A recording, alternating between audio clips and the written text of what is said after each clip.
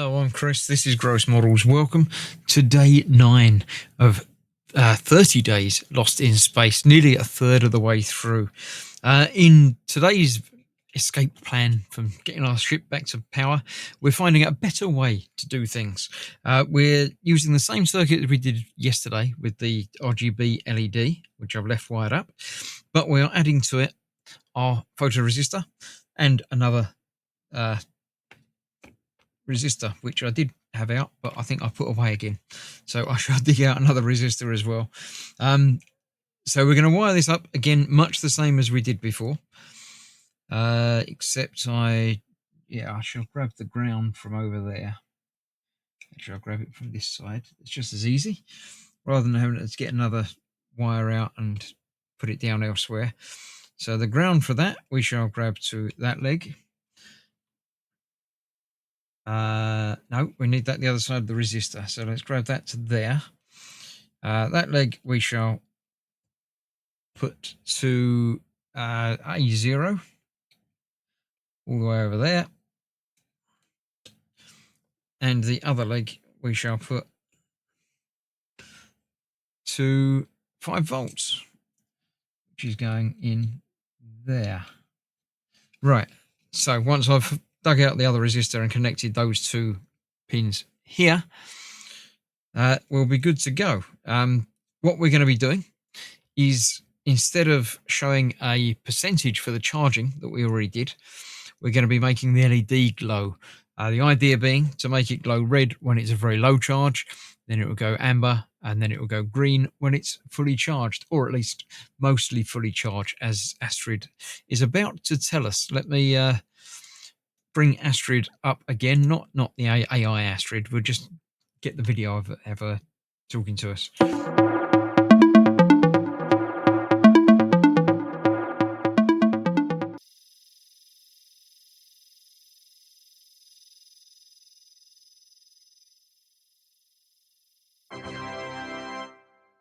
Greetings, Explorer. Day 9 is upon us, and it's time you stopped ignoring me.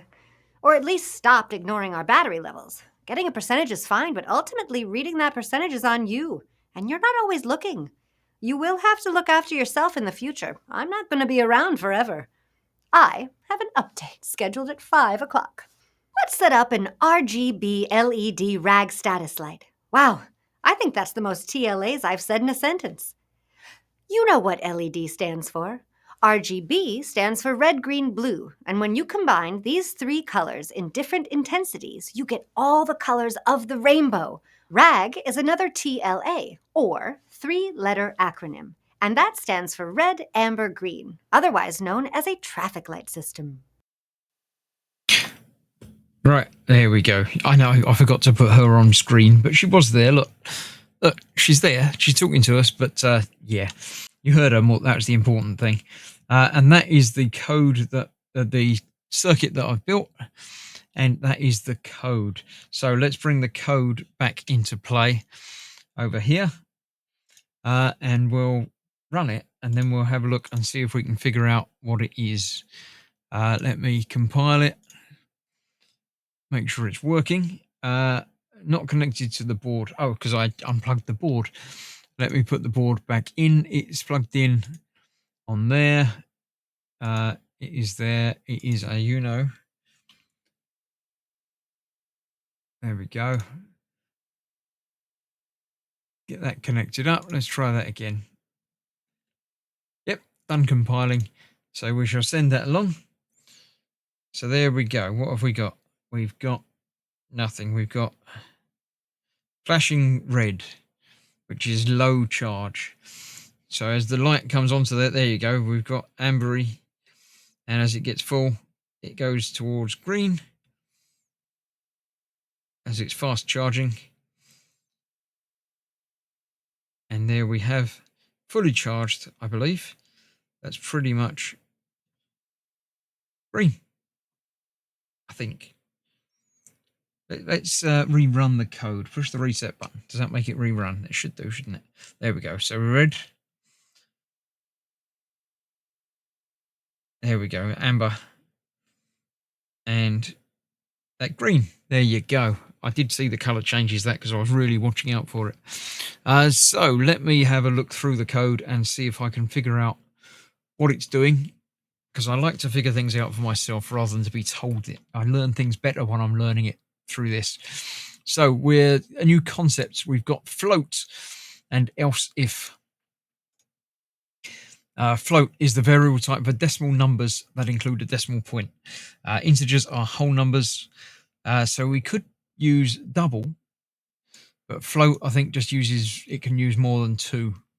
Double is just for 2 decimal points. So we've set up the photoresistor pin on A0. Yep. We set up that for the RGB. Battery capacity, we've set to 5,000 again. Good. Display a color, providing an intensity for it. So yeah, this is the display color bit. Get void again. We're just putting it up the top there this time. That's fine. Void setup, we're setting the pins RGB. Good. The serial monitor we are using down there again. So let's if I run it again, is that gonna, yeah, displays the serial monitor as well, where I wasn't really looking. So when that gets to 25, that changes to yellow, and when it gets to 50, it goes green. Yes.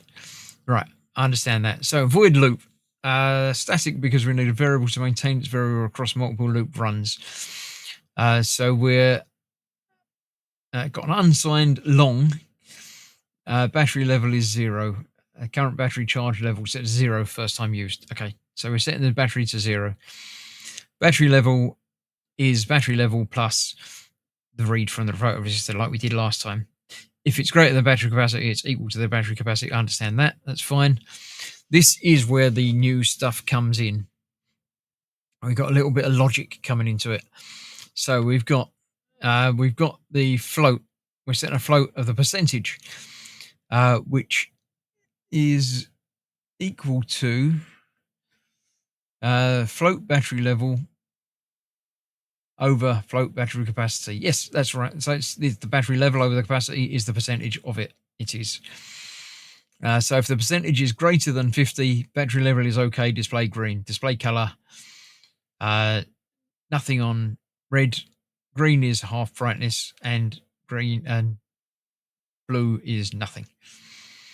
Else, if the percentage is greater than or equal to 25% and less than 50, so between 25 and 50, we're showing it as red. Red with a little bit of green in there. That's why we get the yellowish amber. Yeah, that'll give you that. Else, if it's neither of those things, if level is less than 25%, display pulsating red. Pulse the red, briefly turn it on, off, and then display red, giving it a pulsating effect. Yes. So that is what it was doing. That's good. Yeah, I like that. I understand that. And we're printing the percentage as well, which I only noticed when I came back to have a look at this.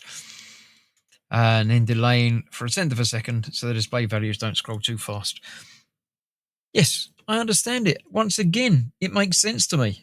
Things must be working strange in my world if things are making sense to me like that. So, yeah, there we go. Let me report back to Astrid about today's success and see what she has to say. And I'm sure she'll just be congratulating me about it, but we'll have a word and see what she says. Hello, Astrid. I've just done day 9. We've got the LED showing the 3 lights, the 3 colours, depending on the battery charge.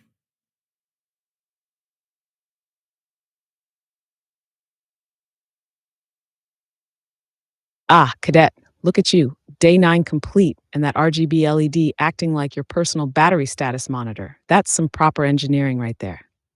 So if I'm reading the mission right, you've got it glowing green for fully charged, yellowish for medium, and red for low, yeah? How'd it go? Did the logic make sense swapping between colors based on the battery level? Or was there any part of the if-else madness that made you want to chuck the breadboard across the cabin? No, I pretty much fully understood how that all worked. I'm happy for that, and yeah, I understand all the things. I'm not sure why we used float instead of double like we did last time, though. Can you tell me about that?